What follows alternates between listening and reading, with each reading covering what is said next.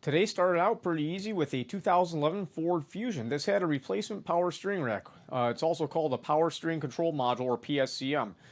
We did a PMI on this module, no problem there. After the PMI, we did the IVD initialization sequence, and that was all good.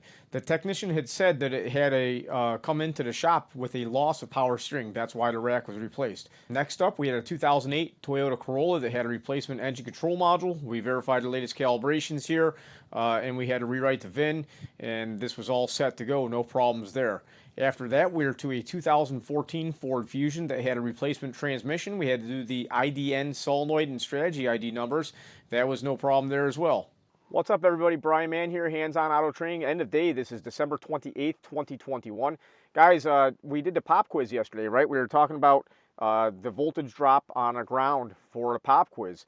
And I wanted to share with you, all my ASE certs are expiring, so I got to take all my tests, I think tomorrow. Yeah, tomorrow and Thursday I'll be taking all my tests. Unfortunately, they won't let me schedule them all in one sitting. I know I could buzz through them. What I'm getting at is I know that when I take those tests, many times there's questions or multiple choice answers, and I'm like, wait a minute.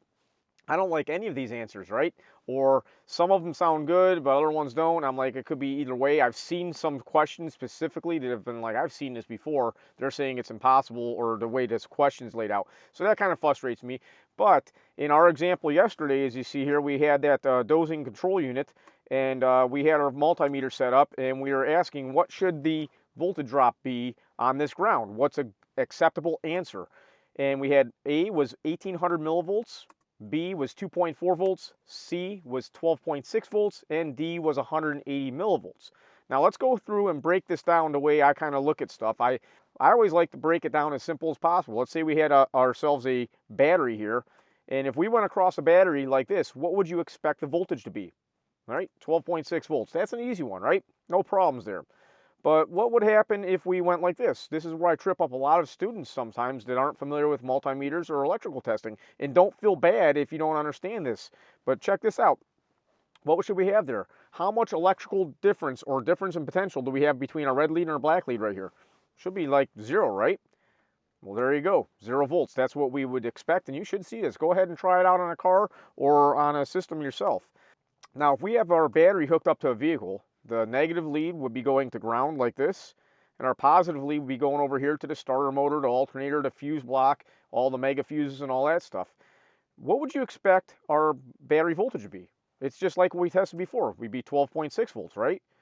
What would we expect our voltage to be between these two leads on the same piece of wire, the same circuit? We would expect 0 in this instance. How about this here?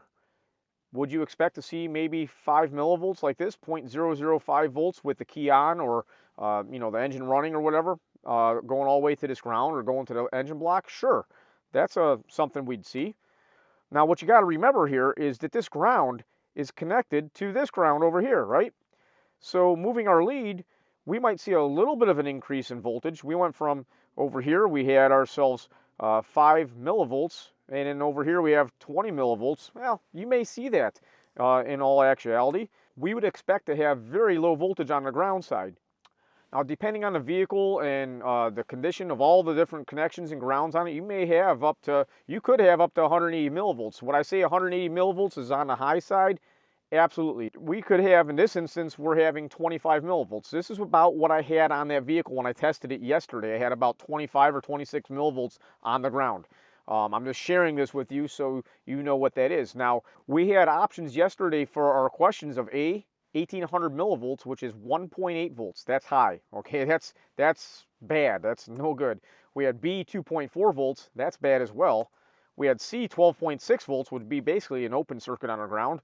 And the lowest answer here was 180 millivolts. Guys, depending on which service information or which procedures you read, you may find they say up to 0.2 of a volt, which would be 200 millivolts on a ground side connection. But I gotta be honest with you, you need to get out there and test these things yourselves. So for yesterday's example, the correct answer is D. D is the answer I was looking for. It's the best answer of all of them. It's not a great voltage drop on the ground, but I highly recommend you get out there and start testing voltage drops yourself. You'll quickly realize what a good ground voltage drop is, or a voltage drop on a circuit. And it's not uncommon that you might see a tenth of a volt, 2/10 of a volt sometimes.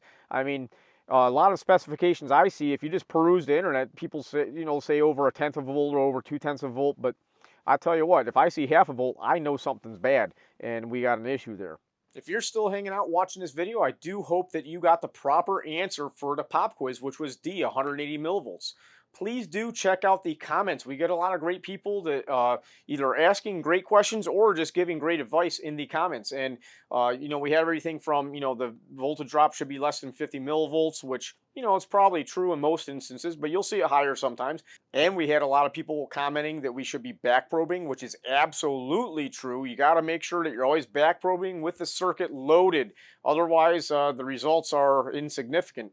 Now, one of the things I do want to make a comment on myself is that if you back probe and you have a bad reading, and in this instance, I had a bad reading at that power, the reason I disconnected that module and front probed it was because I was having a great deal of trouble keeping a proper back probe connection. My pin kept on slipping in there or whatever. I couldn't maintain it, so I front probed it with a proper terminal, and that just maintained that connection. So I back probed, I had a bad reading, and then I went ahead and front probed, and I had the same bad reading with the circuit not even loaded. We still had voltage potential going to it. No current was flowing through that branch of that circuit. I don't know where else it branched off, but I can tell you that we still had the bad reading. So that would be a valid result in my opinion. And anytime I'm doing any diagnosis, I always like to kind of like pinpoint. If I can prove something more than one way, I will. And we get into that in other diagnostic lessons. If you don't understand this or have any questions about it, I recommend check out handsonautotraining.com, the courses. You want to take the Essential Electricity for Automotive Technicians. A link to that is in the description here. And guys, that's $10 a month to have access to that and all the other training material I put out there. I do appreciate everybody's support over the past year or so. I've really been working hard to get out there training in person and putting great material up to the membership site. Guys, I can't tell you how important it is to have awesome YouTube subscribers like you. Please do like and subscribe if you haven't already. Click that notification bell, and I'm out of here.